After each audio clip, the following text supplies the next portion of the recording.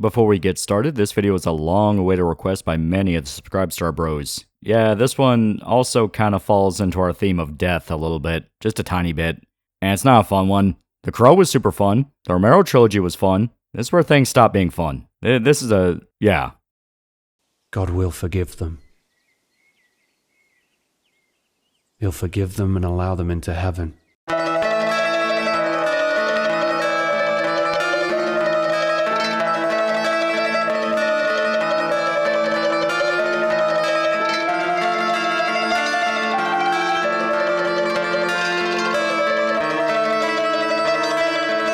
I can't live with that.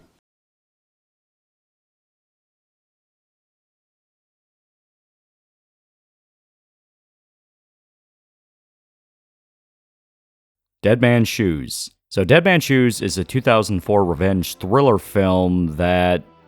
Okay, just get out of the way, this movie's amazing. I genuinely love it a lot. In terms of revenge thrillers, this is easily one of the most underrated and only recently has started getting more attention on it. Directed by Shane Meadows and starring Paddy Cassinden, who is also one of the writers, this is a very bleak story. The basic premise is that in small-town England, you have this kinda lower-tier gang. I mean, they run drugs, they're kind of thugs, but no one really knows who they are. Well, out of nowhere, they find themselves being tormented by this man by the name of Richard, who we soon discover is the brother of someone by the name of Anthony, someone that the gang has personal history with. You can't really say much more without spoiling it, but it's a revenge movie. You can kind of put two and two together. The gang fucked with Richard's brother, and now Richard's coming to fuck with them. In terms of actual plot, Dead Man's Shoes is nothing to really write home about. You've probably seen a movie like this a million times. But this is another case of the story is simple, but the way it's told is very, very well. Now, if it's not obvious from some of the images you're seeing on screen right now, this is a very lower tier movie. It was made for less than £1 million in 2004, so didn't exactly have the most money to play with. But regardless, they were able to get a lot done with this, telling a very haunting and very human story. Even in the scenes where you can see the budget, you can't help but get sucked into it. It's just very well done. Now obviously, let's take a step back and add some context here. So the way the movie got started is that Shane Meadows had just gotten finished making Once Upon a Time in the Midlands, which was a pretty well-known movie at the time. He was well established in England as a director. Well, he'd gone on hiatus because he didn't really know what else to do, and along the way, he just ran into Paddy Cassinden, who just finished a short film. The two got to talking and they agreed to collaborate on a movie together. Well, this movie kind of had a few different versions. Much like Night of the Living Dead, where if you look into the production history of that, it kind of seemed to be jumping from genre to genre, and they didn't really seem to know what they wanted to do. Dead Man's Shoes is very similar. This was originally intended to be a black comedy, it was originally about a social worker, it was a whole bunch of different things. But Paddy and Meadows got to thinking about some of their childhood experiences together, specifically remembering people they knew with disabilities. Yeah, this ties into the plot of the movie. Inspired by the different tragedies and exploitation movies they saw, they decided to make a revenge thriller about what happens to someone that's taken advantage of when there's someone that really shouldn't happen to. So they finally whittled it down to the general idea of the movie, which was a man trying to avenge his mentally retarded brother after he's brutalized by thugs. Dead Man's Shoes from the get-go goes out of its way to really be different from a lot of typical revenge-style movies. Everyone's seen a revenge movie before in their lives. I mean, I've talked about more than a few of them on this channel, but Dead Man's Shoes really emphasizes aspects that you don't really see in a lot of the other stories. If you look up this movie, most people would tell you that it's a horror movie or some kind of thriller, and that's not completely inaccurate, but it's more accurate to call Dead Man's Shoes a drama or a tragedy, because that's a really big through line in the movie. This is just a depressing story. It's not scary, it's not intense. I mean, it can be intense, but that's not the general feel you get. The general feel you get is just how pointless all of this was. In a good way, I mean, not like the movie itself is pointless, but in the sense of so much of this never needed to happen. It really drives home the pain the main character feels. Richard feels like a husk of a man. Not only that, but you can see so many layers to his character. He's angry, he's bitter, he's violent, but he's also hurting. He's filled with guilt as well. This is a revenge thriller that goes out of its way to really get into the mind of the protagonist, which is funny because for a large chunk of the movie, you don't really see him too often. I mean, he's there, he has a presence, but the beginning of the movie focuses more on the gang. You get more of a sense of who they are and their whole dynamic with each other. Richard absolutely is still a factor, and he's the inciting incident behind why they're all getting together and talking in the first place, but the point is, Richard takes a back seat for a while until he starts to skew the numbers a bit. Really, in a way, you can kind of see the movie as almost like a reverse Friday the 13th. specifically the first one. If anyone remembers the first Friday the 13th movie, well, what was the big reveal in that? I'll remain subtle for the sake of spoilers because I don't want it to be too obvious right now, but it's essentially a plot focusing completely on Mrs. Voorhees instead of the other camp counselors around them. You're seeing from their mindset, their shoes, and you kind of have a little bit of a biased perspective. But that exact perspective is what makes Dead Man's Shoes stand out among a lot of other movies in the genre. Yeah, on paper, this is basically a slasher movie focusing on the mindset of the killer, but it's able to use that concept and really tell a story that makes him feel incredibly tragic. Now, once again, I can't say a lot without spoiling it, so I'll just say right here, very, very good movie, incredible movie, rips your heart out. And now we're going to talk about the technicals. For one, movie looks great. As stated, there are occasions where you can absolutely see this was filmed very cheap, but it was able to take advantage of the fact that this was all filmed in rural England. Tons of sweeping landscapes and basically just beautiful scenery all around. They kind of lucked out geographically where they're at. The violence is very quick and to the point. It didn't really have the luxury of holding on to a bunch of brutality just due to the fact of, once again, this was extremely low budget. Not a lot of the people in this were actually actors, as in not in a lot of movies. Hell, one of the guys was a boxer that just wanted to be in a movie. One lady had her feature debut despite having a television career. One of the main characters is the fucking writer of the movie. Like I said, very low budget affair. You see this a lot in indies. Doing whatever possible to get the job done, no matter what. Not saying anyone did bad. I think the cast all around were very, very strong. Especially since a lot of the scenes where they're bantering are just complete improv. The fact they're able to keep up with each other and they actually just had to use stuff that was in the room physically when they set up filming for props, they did amazing with it. The soundtrack is pretty varied all around. You have some indie guitar type music, and you'll know exactly what I'm talking about when you hear it, trust me. But they also have some electronic sounds during one of the more tense scenes. They have more operatic chanting. They do try to stick to this haunting sort of nightmare tone to it. I can't promise the soundtrack will knock your socks off, but there were some gems in there that I was looking up even after the movie was over just because I genuinely like the songs. Alright, enough dicking around. Spoiler warning. I know it seems really weird that I'm rushing to this and I seem to be kind of antsy to get to it, but this is a movie that really helps going in as blind as possible. If you don't know anything about the movie and just go in expecting a revenge thriller, I think it'll have the best impact on you. But I really want to talk about the details, because there are some damn good ones in this movie. So please, give it a watch. You can find it on YouTube. It's in a shitty quality, it's like 240p, but still, it's really, really good.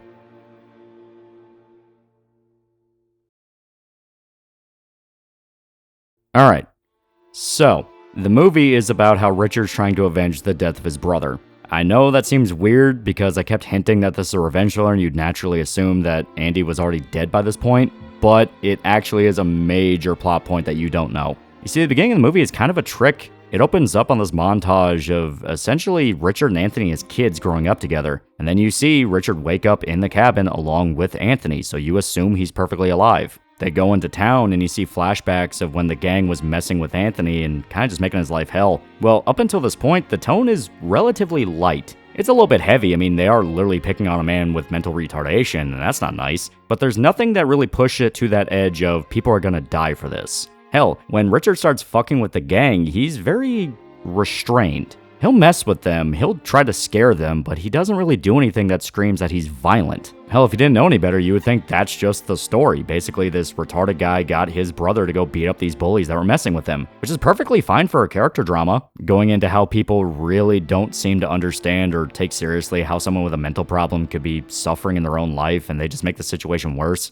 Hell, look at BAFTA for an example of that. But as the runtime creeps on, things just seem to get darker and darker, especially when Richard actually does start to kill them. Through pretty much the whole movie, Richard seems like he's barely able to keep his anger bottled up. He is enraged every single second. And of course, you gotta hand it to Paddy Considine. His acting ability as Richard is off the charts. I mean, the guy's just incredible. Of course, being one of the lead writers to the script, he knew exactly what this character is supposed to feel like and all the different ways that he's supposed to express his emotions, so he's able to nail them perfectly. One of the best scenes of the movie is when Sonny, the leader of the gang, tries to threaten Richard, and Richard just completely reverses on him. I'm not threatening you, mate. It's beyond fucking words.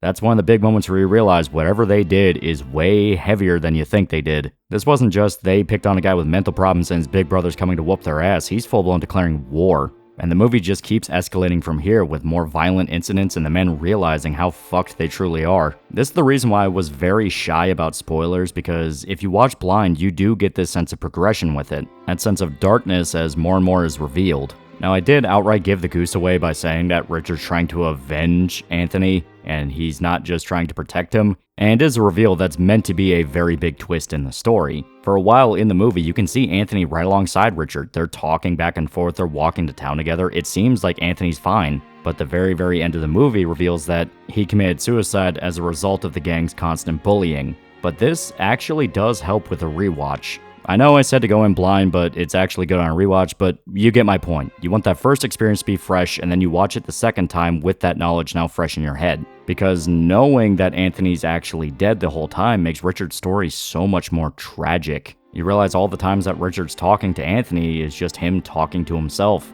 remembering what his brother was like and trying not to forget his face and his voice. Dead Man's Shoes, above all else, really emphasizes the pain of the tragedy. This wasn't just, oh, the MacGuffin guy died and now all these bad guys have to die. No, Anthony's death completely destroys Richard. This was someone who does not have any disabilities, was actually serving the British Army, and only returned to town simply to get revenge. He completely throws away his life just to right this one wrong, living completely alone in this shack miles away from anyone else simply because he doesn't want to deal with people. Hell, it's pretty obvious more than once, even before the ending, that he has a death wish. He antagonized the gang more than once, knowing full well they could just turn around and kill him, since some of the people that were giving them money were also hardened gangsters, even outright stealing their product, but he doesn't care. As far as he's concerned, so long as he can get to them and kill them, it's fine. Whether or not he makes it out, who cares? Plus, you can see that he genuinely enjoys tormenting the gang. That first night when he goes to screw with them, he's doing whatever he can, basically just to get in their heads. He follows them to where they live, he gets into their houses and ransacks the place. Hell, he puts makeup on Sonny purely just to humiliate the guy. And when they go to confront him, he admits to all of it. You know the lads had this ridiculous idea. Yeah, it was me. Oh, it was?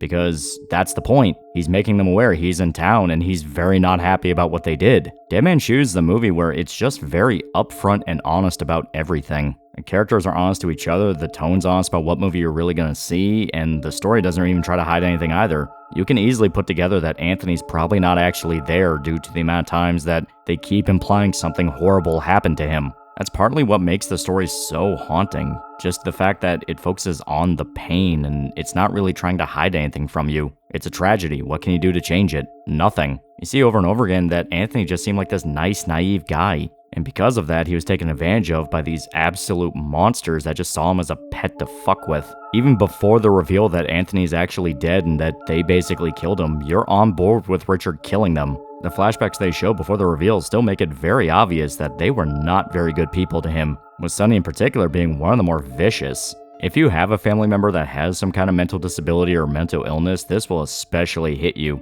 It's a story that details one of the worst possible scenarios you do not want to think about, that someone could get a hold of your family member and make their life a living hell, and you'll be too late to stop it. That exact guilt defines Richard's character. The reason he's so angry is because he wasn't able to protect his brother, and on top of that, he hates himself. Not just for not being able to prevent Anthony's suicide, but it's revealed at the very end when he goes after the final gang member, a man by the name of Mark who actually left crime and started a family. Richard admits to him he resented Anthony. He saw him as a burden and an embarrassment on the family. He looked up to you.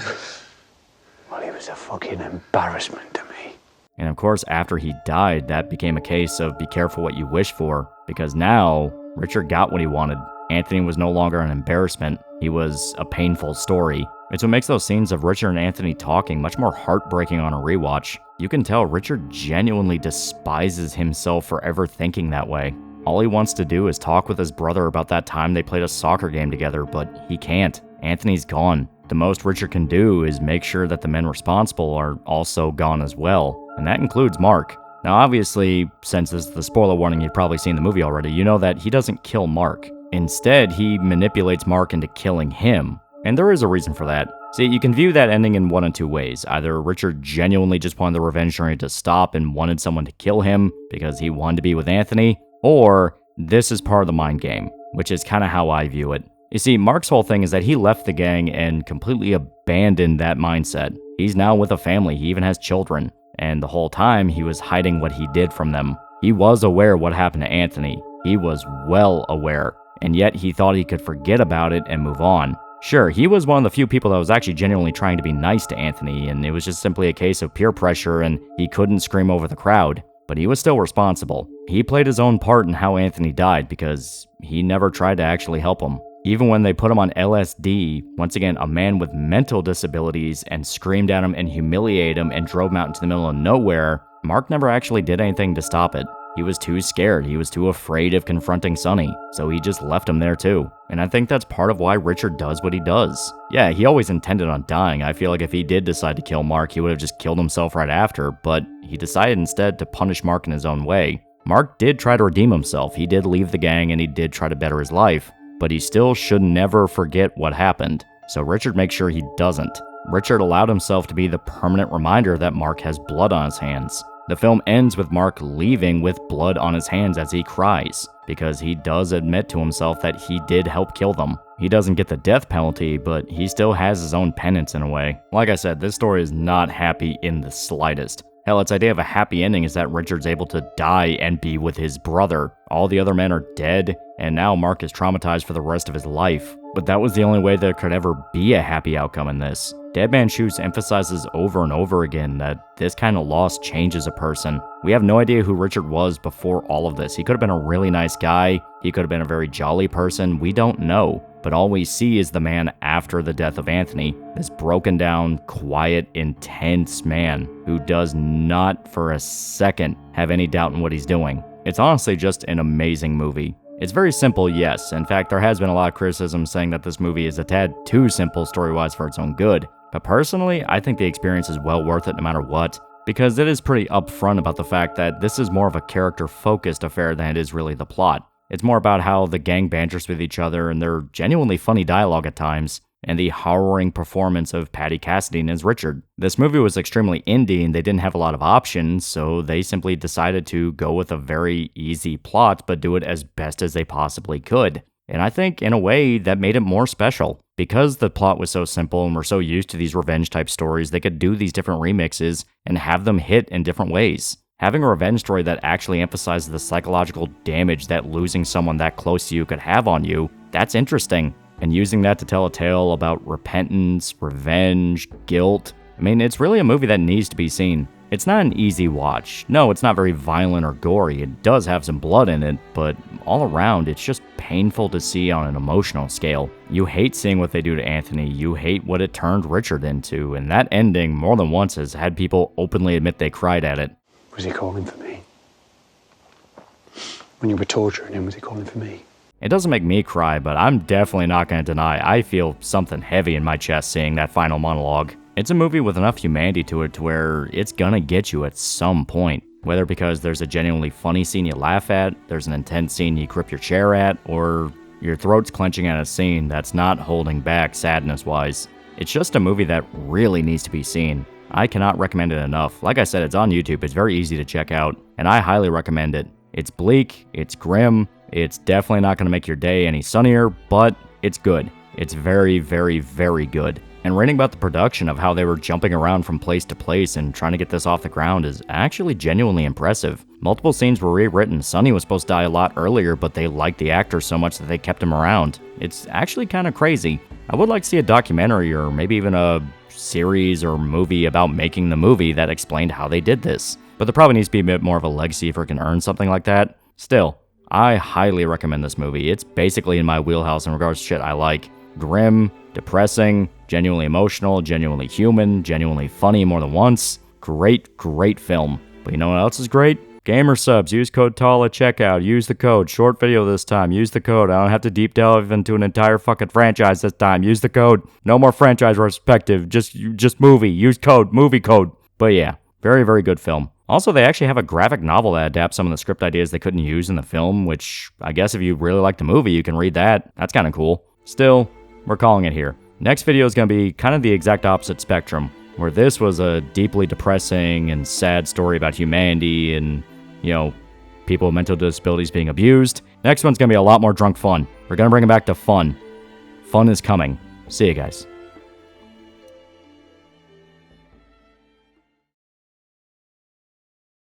Hey, loser. Do you want a shirt? Do you want a t-shirt? I have shirts now. Look in the description for a link to a t-shirt you can buy. If you don't buy the t-shirt, I'll kill your family. If you don't buy the t-shirt, I'll poison your dog. If you don't buy the t-shirt, you're going to be the only person in town that does not have a t-shirt.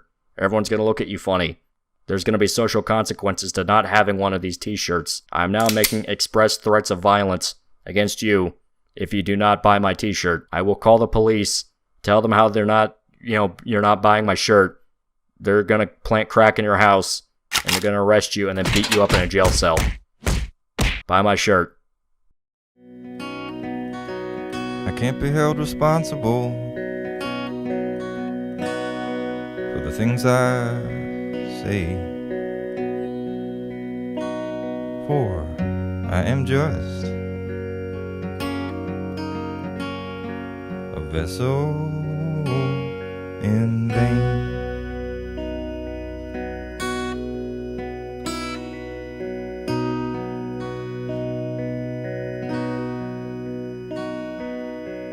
And I can't be held responsible for the things I see, for I am just a vessel in vain.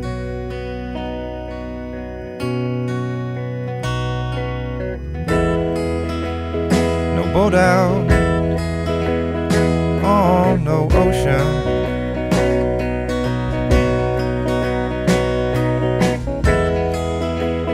no name there on no wall.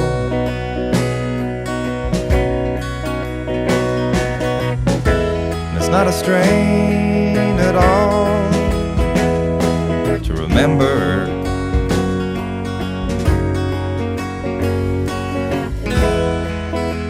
those that I left behind.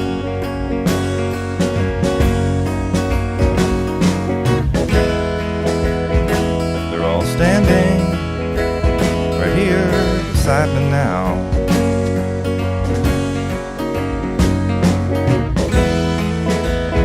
And most of them with a smile.